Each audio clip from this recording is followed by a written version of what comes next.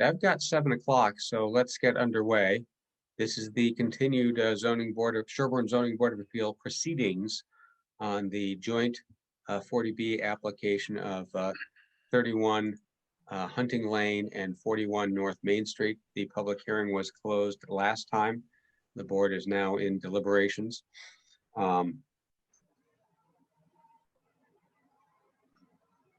You know, Jonathan and Ron, we've been so diligent, as we always are, about not talking to each other outside of the hearings. I've got no idea where you guys are on this one, and I'm just dying to hear. So maybe I thought might start off with sort of like, as we did with the other project, sort of a straw poll of where are you, where do you want to go? Just to refresh everybody's recollections, our options here on this one are dismiss for lack of site control, grant without conditions, which isn't terribly common, grant with conditions, which is where we usually wind up, and deny. That's another option too. When we left off last time, Jonathan, you were giving us a very subtle hint as to where you were going by making a motion. Yes. So please go ahead. Well, my opinion is that we should dismiss the application filed by Mr. Lebarski as trustee of the Lebarski Realty Trust on October 5th. Because the record establishes by a preponderance of the evidence and to a reasonable degree of certainty that the applicant does not possess the requisite control of parcel 3C and 3B. And I would just add briefly that in the record, I refer to the directives of the Massachusetts Housing Finance Agency to Mr. Lebarski in its letter dated April 30. The vote of the town select board on October 22nd, 2020. The letter of the select board to the ZBA dated October 27, 2020. Correspondence of town council to Mr. Lebarski dated March 3, 2021. The appraisal of Avery Associates dated January 15, 2021.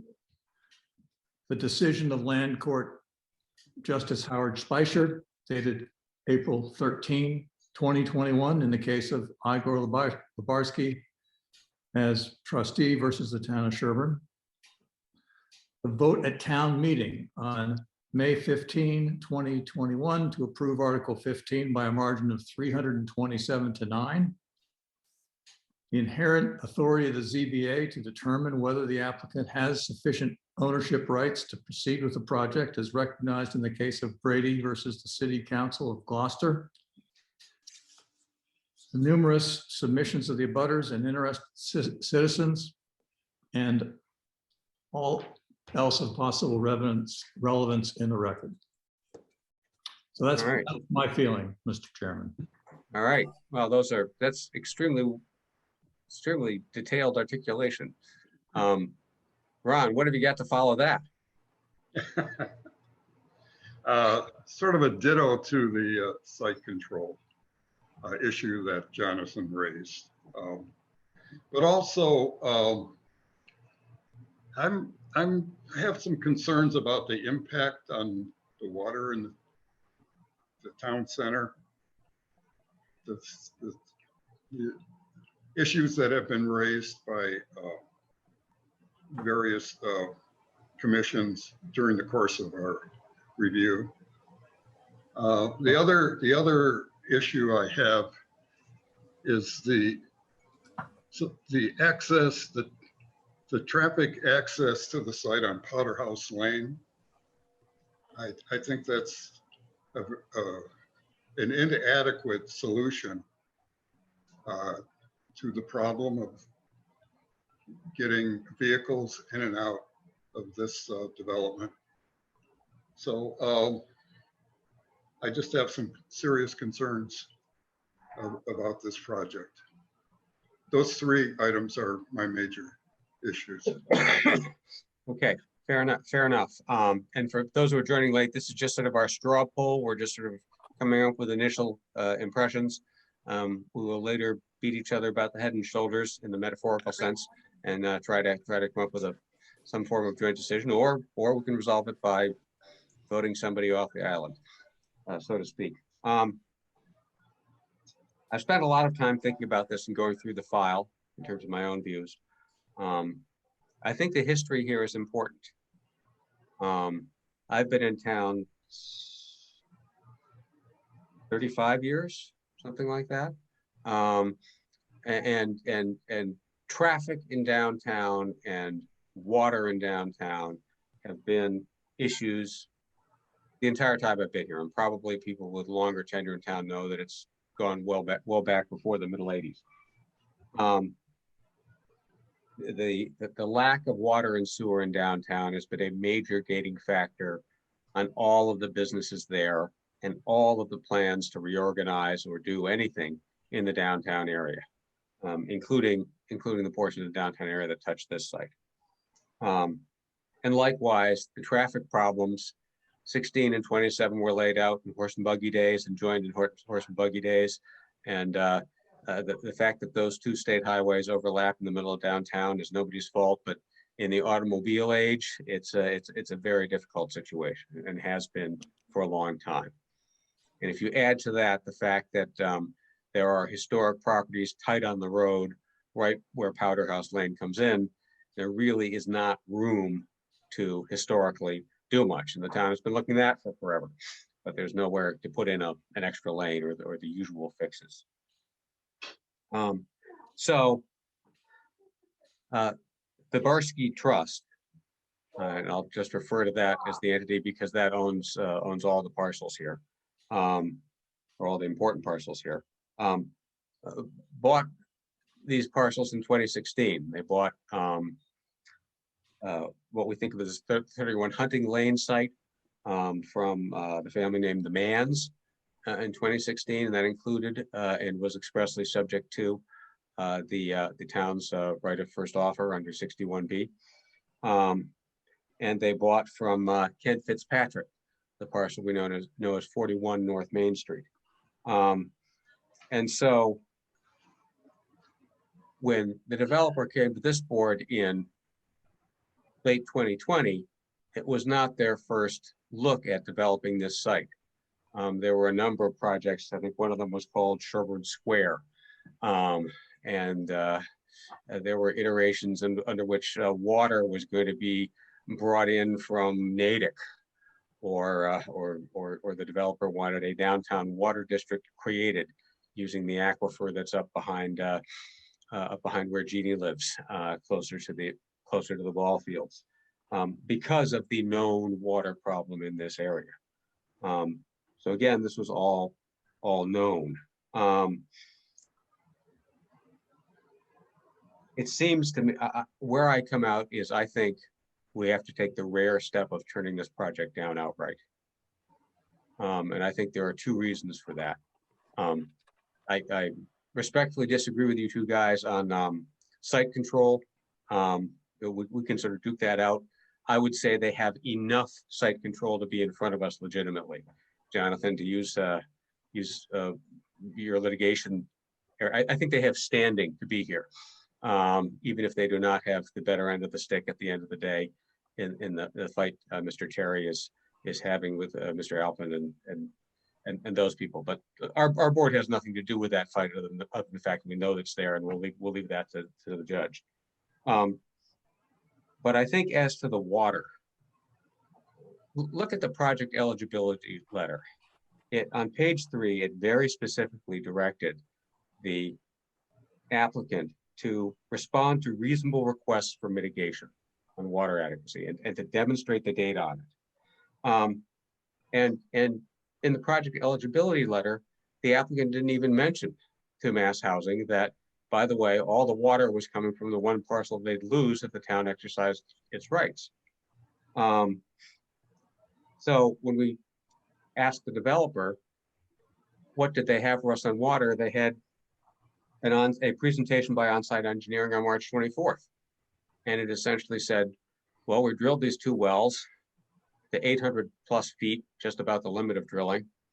And one of them was okay, but one of them was terrible. One of them was 25 gallons a minute, the other was 7 gallons per minute. And the as of right development here on these two projects is using rough numbers. I think the developer says they could have four sites at 31. And I think in Sherborn Square, they said they could have 3 sites at 41. So that would be 7 new houses. Instead, they're proposing 87 new houses. So the water draw will be, I can't give up with Deshaun Wang and Jim Vernon, but roughly 11 times the as of right water draw.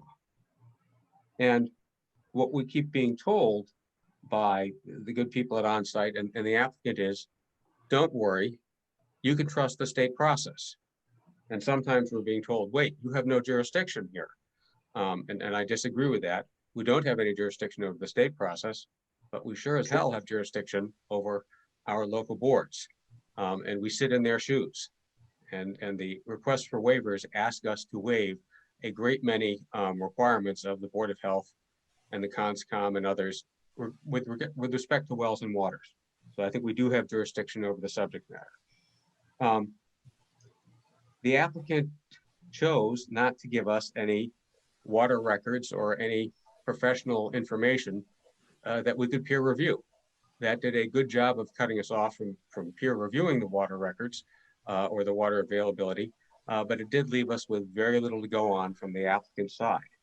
On the other hand, we heard a lot of direct testimony from the people at 51 North Main Street with some extremely detailed tales of how their well was damaged by, or perhaps in association with the 40B development at 59 North Main Street. We've heard from the people at 28 Hunting Lane. Their Creative Land and Water Engineering and Novus submitted materials, as did the Planning Board and did the Board of Health, questioning the water availability. And the answer from the applicant side was always, don't worry, trust the state process. And I do not doubt the good faith of the people at DEP or their ability to do their job well, but the DEP is thinly staffed.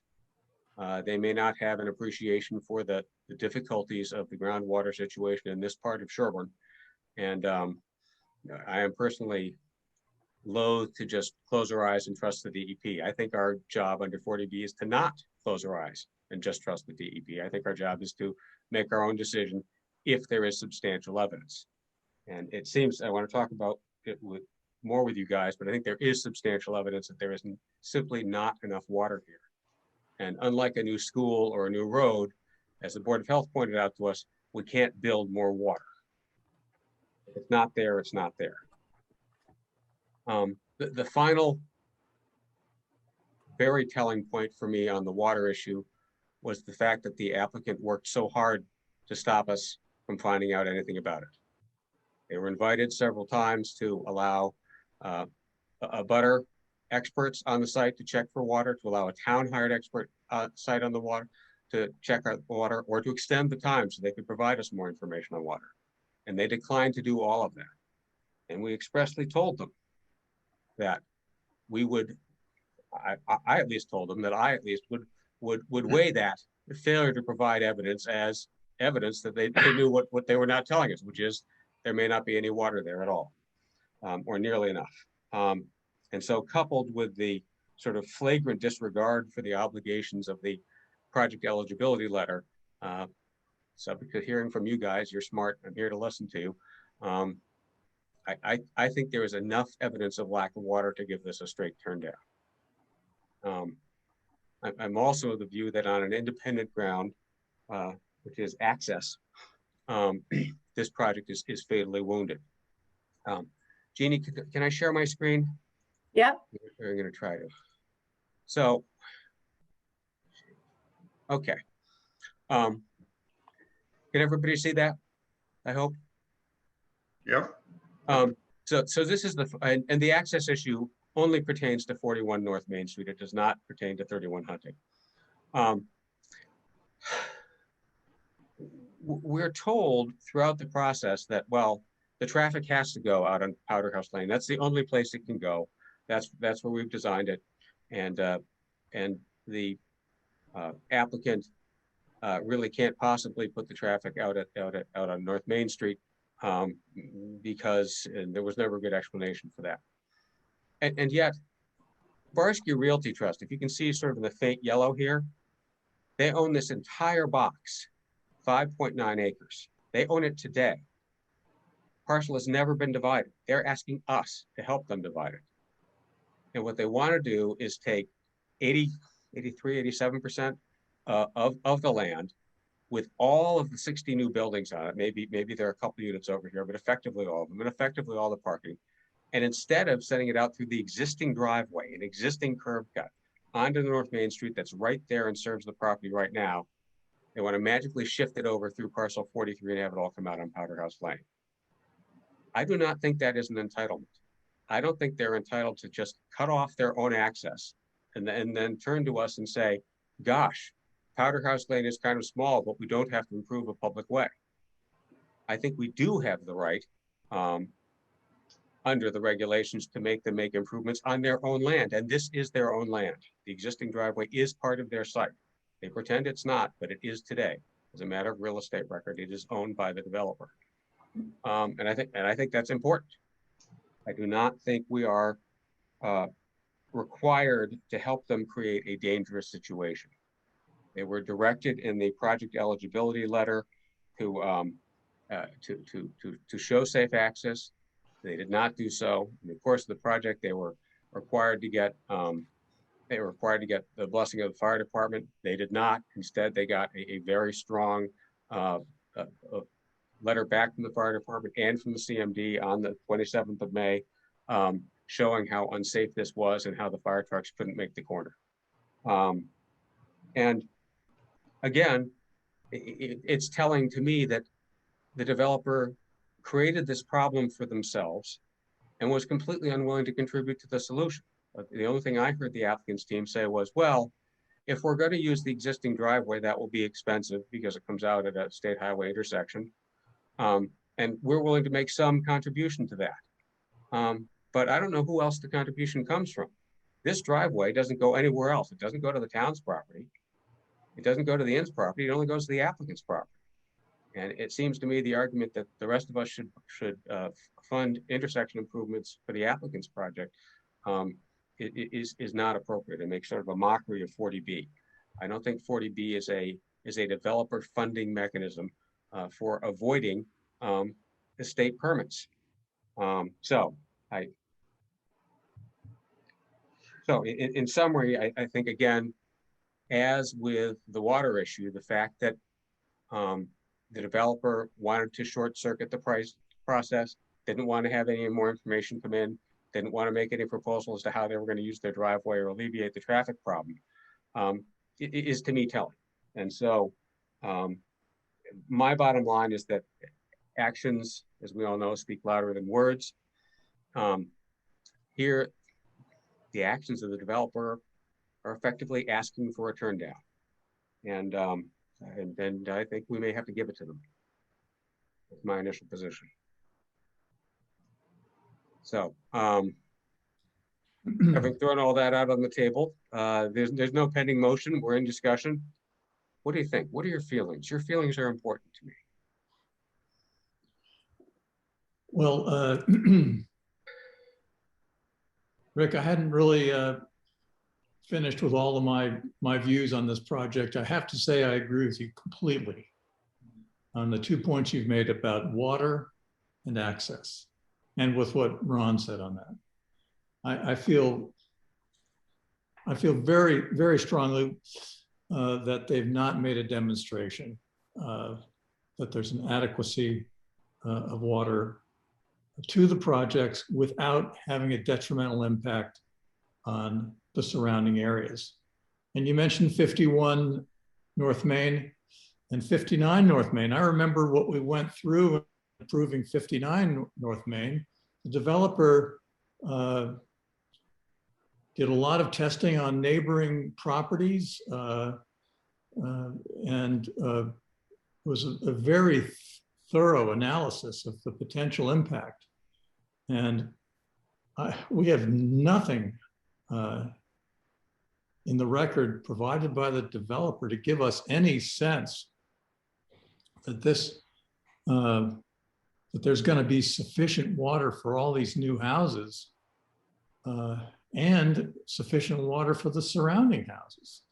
So I really don't disagree with you one bit on the water issue. And I also agree with what you and Ron said about the access issue. I think that the chief made a very compelling presentation about the access problems for fire trucks onto Powder House Lane throughout the year when cars are parked on that street, when there's snow on the ground and snow piled up. That's, I think, a very, very serious health and safety issue presented by the lack of access there. And I also agree. What's wrong with the existing access? Well, there was never any explanation provided to us why that existing access wouldn't be sufficient, couldn't be improved somewhat by the developer. I just never got that. I think that it was implied that our hands were tied because they don't have any obligation under the law to make improvements to public ways. Well, I think that they had an obligation to show safe, sufficient access to the fire department to respond to an emergency there, which could be horrific.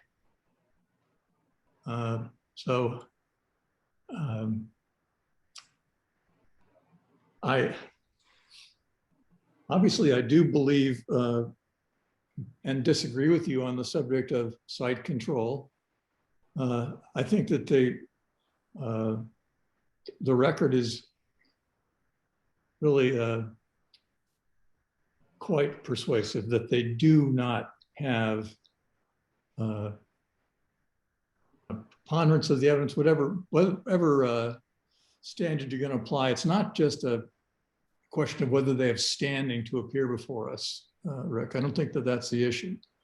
They have not shown, and quite the contrary, there's just so much evidence that they don't have site control, that the town is going to establish its option to purchase, and that it will. Now, on that point, we never saw an appraisal from the developer. I mean, the town delivered the appraisal for $950,000. The town approved that amount, the town meeting. The developer never came forward with with any appraisal showing, heck, this property is worth a heck of a lot more than $950,000. And I read the appraisal carefully. I thought it was pretty persuasive. I don't think that the value of that land is much more than that amount. Yeah, that'll be sort of above our pay grade. I think, if I remember correctly, and town council will correct me, while they haven't put an appraisal on the table yet, it's not technically due. It's not, no, it's, yeah, I didn't mean to imply Yeah. that the judge ordered it to be produced within 60 days of his decision on April 13th. That doesn't mean that they couldn't have shown us an appraisal if they had one done already. With it. You know, I doubt that they went out after the land court hearing and decided they had to find an appraiser somewhere. So, I mean, again, it's just,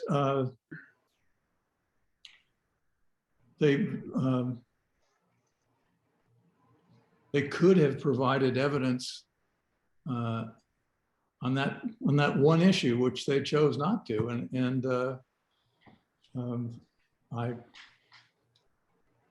I am persuaded that the town is going to exercise its right of first refusal, that it has the right to under the law, and that.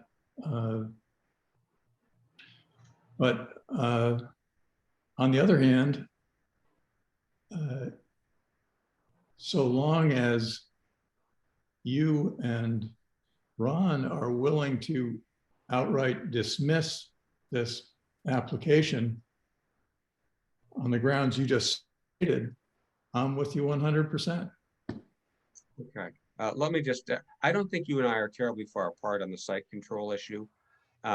I think it may be moot if to the extent that we choose to dismiss it on the merits. I think one of the reasons why I'd like to reach the merits is it's probably more fair to the developer, more fair to the town, and more fair to HAC. We can sort of lay out exactly where we're going and why. Whereas, while the facts have changed a bit between last October and now, they haven't really changed that much. The town, the price has not yet been agreed. The judge did rule that the town had, quote, a, close quote, likelihood of success under the Scott case. But, you know, until the town shows, I'm a real estate lawyer, and until the town shows up and actually pushes the money across the table, the deal isn't done. And as of today, the Barsky Realty Trust is the owner of those projects, subject to what we real estate people would call a defeasible fee. They own it now, but it might get grabbed away from them under the town's right. So I don't think we're terribly far apart, and maybe I'm being too technical. Ron, do you have any strongly held views on the site control issue?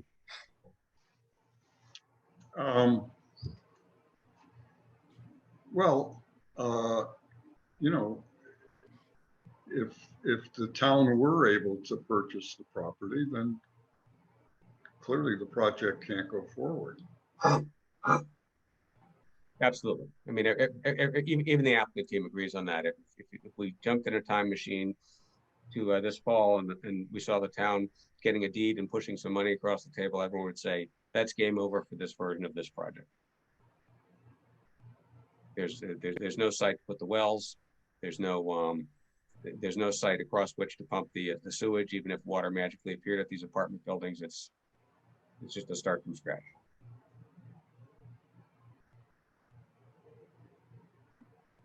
Does that help?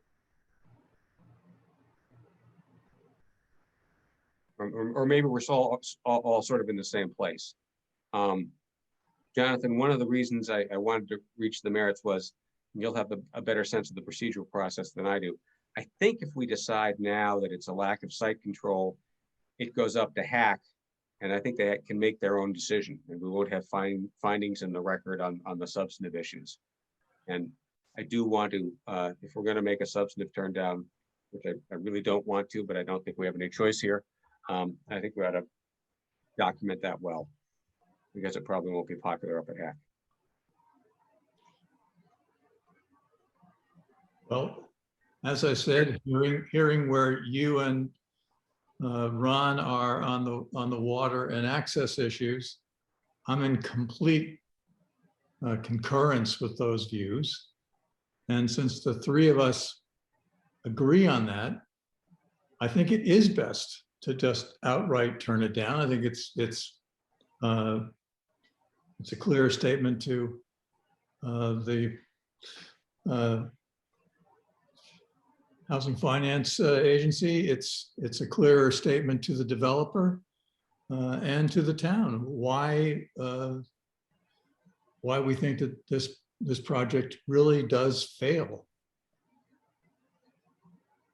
Okay, so let me make a motion that we table for now the issue of site control, because it may be mooted by our substantive decision, and I'd take a second to that motion. I'll second that. Any further discussion? All in favor of tabling the site control, say aye. We have to do it by roll call. Novak will go first. Novak votes aye. Stefan, aye. Pitch, aye. All right, so we're gonna table the site control issue. I suppose that means we could raise it again if we suddenly had some epiphany on that. Let's talk about weather, because we're supposed to try hard, and I've been trying hard. Are there conditions that can save this? Because, you know, that is our job. If there's a problem, but it can be conditioned to save it, we ought to do that. I think the problem with conditions on access was the applicant was asked a number of times in the hearing about using the driveway, and they said no. So I don't think we can fairly say, oh gosh, we came up with a condition here that you have to use your existing driveway. They've refused to do it. I know, Michael Terry, if you're out there, I don't know if I've missed something on that, but where they've actively refused to take an option that's on the table, use their own property for access. Good evening. So I don't want to get too involved in the weeds here, but I think what you have to decide on is what's in front of you. So they Okay. haven't presented you with a modified plan. So Okay, fine, all right. Asked and answered, as you litigation geniuses like to say. To poor dumb deal lawyers like me. Okay, so you know, I think all of the traffic engineers agreed, maybe you guys read it differently, that there was really nothing that could be done at Powder House Lane. You know, the Vanass argument was essentially, well, it's okay because we're not making it any worse. And we're not making it any worse because it's already at level F. Well, if there were a suggestion for improvement, I didn't hear it. Right, there were little ones, and I think they were open-minded. You know, a lot of this, there were lots of little conditions that, oh, that's fine, but the elephant in the room is, you know, how do you get 60 apartments worth of traffic down Powder House Lane, and a fire truck to them and an ambulance to them, and you know, even if you might be able to get a fire truck or an ambulance in this back entrance up here, you're not going to have 60 cars a day using that back entrance.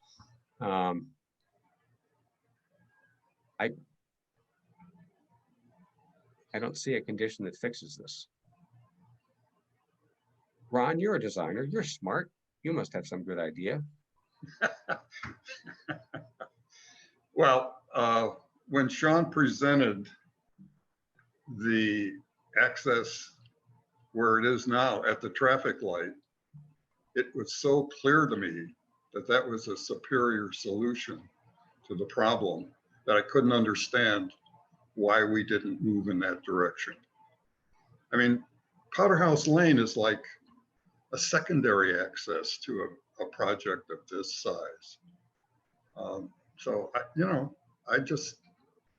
I'm puzzled by the attitude of the developer on this one. Okay.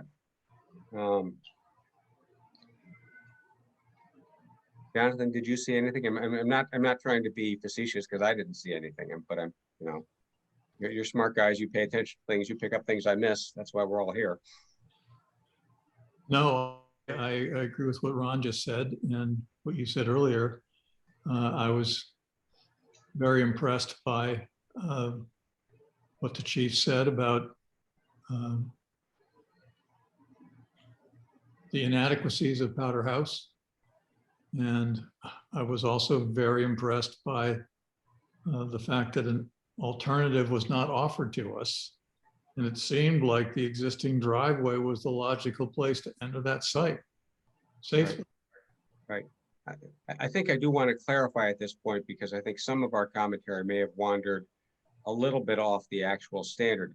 It's not up to the applicant to demonstrate a satisfactory access to us. It is up to us to approve or condition unless there's a clear safety problem.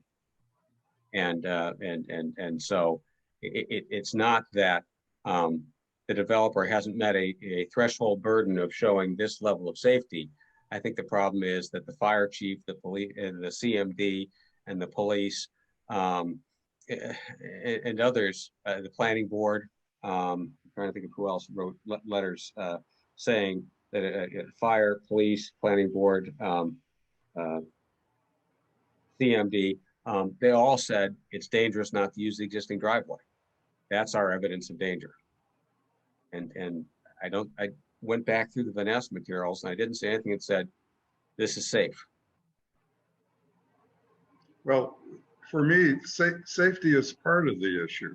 Right. The other part is bringing all that traffic down Powderhouse Lane onto North Main Street at that location makes a bad traffic situation worse. It does create more congestion there.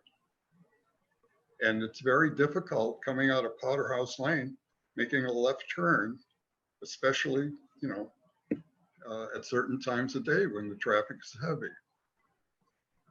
Right. And the project, I didn't mention this, I meant to, the project eligibility letter was very clear on page 3 that the applicant was obliged to show sufficient data on access and to, quote, review and modify their plans. And I've seen no inclination at all on the part of this developer to modify these plans one bit. They said, we've decided to put the traffic on Powderhouse Lane and that's it. My way or the highway, pun intended, and I think they ought to go to the highway.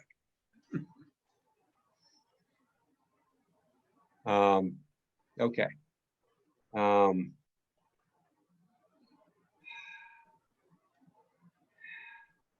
All right, so is the consensus view on access that we would try to craft a decision that drew upon the materials that we have in the hearing record, which is now closed, to document our decision on that ground? I'm not asking for a vote, I'm just looking for there's nothing else I'm missing, but I think we have to use what's in the record, no more, no less. Right. Mm-hmm. Okay. Go ahead. Sorry, did you say something, Jonathan? Yes, I just said that I agree. Great. Thank you. What about water? Now there's probably more wood to chop there on whether or not there could possibly be conditions that would save the day. The Board of Health had a lengthy list of conditions about pumping and testing and matching. The applicant's expert creative land and water engineering had a number of conditions. The town's expert, Jim Vernon of Novus, really barely got started because it was essentially blocked by not having anything to peer review, and then not having any time to do any work on his own or access. But he had some suggested conditions, and he put all those conditions together, wrote them up really well and really tight. How would you feel about that? Could we condition our way around the water problem?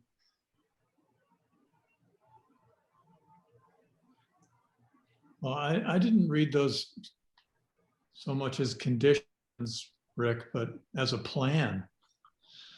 You know, given the lack of information available to him at that time, you know, what could be done as a second phase to provide a basis for him to provide a more complete peer review. So I don't see those as conditions so much, because the peer reviewer's process wouldn't be complete until he had that additional information and could draw conclusions from it and make recommendations. Right, and you're correct. I wasn't clear enough. I thought the creative land and water engineering had proposed conditions in it, as did the Board of Health. You are correct, though, Jonathan, that Jim Vernon of Novus didn't really have conditions in his letter. It was more like, I barely have enough to get started here. Right. Well, I think some of the conditions that were suggested by the Board of Health, to me, implied that there isn't sufficient information to determine whether there's an adequate water supply on this site or not. So, you know,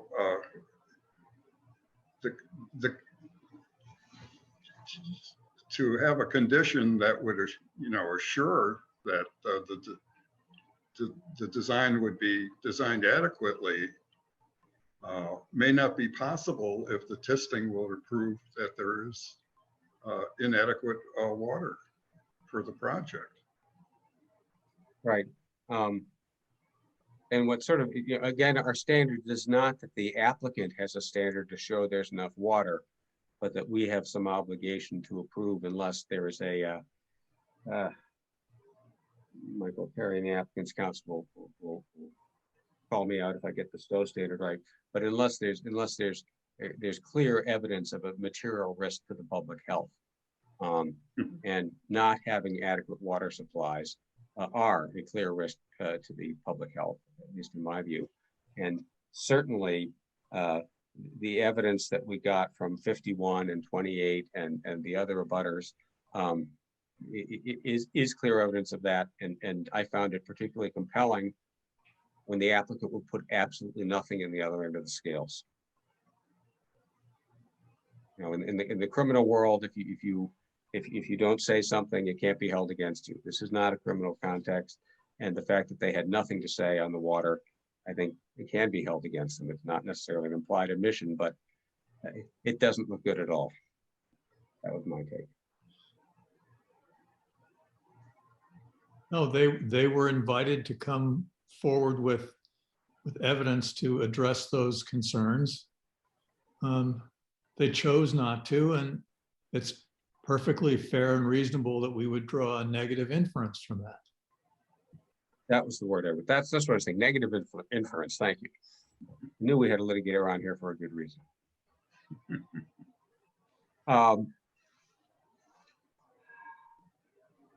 Okay. Do you want to ask me, perhaps with the assistance of town council, to start working on a form of decision that we could look at? I think the broad outlines we've talked about, but I think we need to look at it carefully. And because I'm sure our decision will be reviewed by some higher authority, HAC or Superior Court or somebody, I think we do want to be careful and thorough and give that court a good, credible document to review. So that if they agree with us, great. And if they disagree with us, at least it was turned down on the merits, not because we did a sloppy job. No. Well, Rick, it sounds like you've got a good start on writing that decision based on your presentation earlier. Scribbles, that's all we got. And we should absolutely consult with town council on this and make sure that our decision is as strong and defensible as it can possibly be. Okay. Town council, remind me when we're due on this one. It's what, we have to vote. It has to be filed with the town clerk within 40 days of May 27th, if I counted correctly. Your decision has to be issued within 40 days. Then I believe it has to be filed within 14 days after that. Okay. Was the 40th day Monday, July 6th, something like that? I think it's a Tuesday, yeah. And I apologize, I don't have it in front of me because my computer decided now would be a good time to update. Oh, good. That's lovely. But my memory, if memory serves correct, that's exactly right. It's the, to be the first business day after the July 4th weekend. Okay, so gentlemen, let's try to not leave ourselves in too much of a box. I suggest we try to have another meeting, maybe not next week, but 2 weeks from now. That would put us near the end of June. If we weren't absolutely final, then we could probably have another one right on the end of June. And by then, town council will have had a chance to have his computer update and tell us exactly when we need to do what. But I'm pretty sure, town council, that we need to have voted it. Do I need to have signed it? Probably yes. I think it should be voted, signed, and complete. Right, exactly. Okay. So you'll figure out by what date that has to be done. All right, so let's can we get out I'll get this off the screen. We try to get out our calendars and talk about it another date.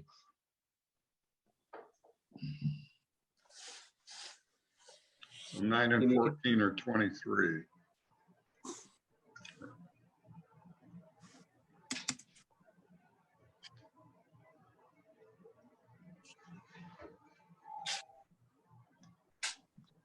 Well, I'll say that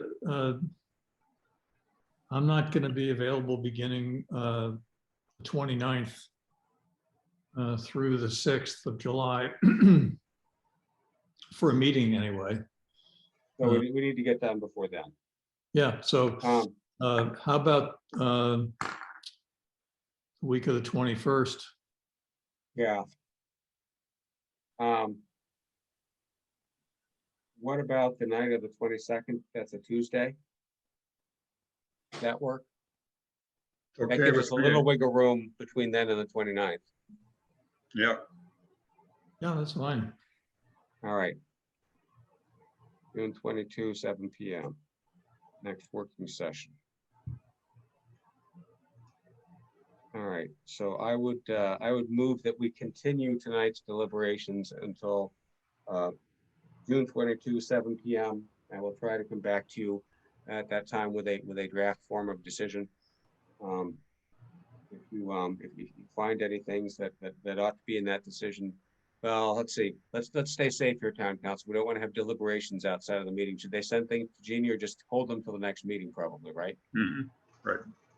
Yeah, okay. So just when after 5 minutes after this is over, when you have a stunning idea, write it down so you remember it on the 22nd, please.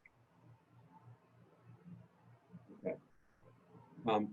Before I let you go, can we also try to set a regular meeting night for Jeannie? Jeannie, if we did the regular meeting on the 23rd, would that work? Give you enough time to advertise? No. It has to be advertised 2 weeks prior, so it won't get in the paper probably until Monday, the 14th. That's the problem. So we could go into July. That's right. Or- That one doesn't have a short, is that got a particularly short fuse on it, or can we wait till after Jonathan gets back? I can ask and let you know tomorrow. Right, because we're having another meeting tomorrow night. So yeah, if it gives that applicant huge heartburn to have to wait until July, we can talk about trying to jam something in before Okay. Jonathan leaves. All right, I'll send him an email when I get off of this. Okay, great. Okay. In that case, gentlemen, do you have anything else? No. No, Town council, any advice, admonitions? No, I think you're doing fine. All right. Well, I'm sorry that people will be very disappointed not to be with us till 9:30 again tonight, but you'll have to contain your disappointment. Thank you all for attending as always. We'll see you on the night of the 22nd. Everybody stay safe, stay cool. Night. Motion to adjourn. Mr. Fitch, good night. good night. Well, everyone. Yes, I move to adjourn, yes. Second.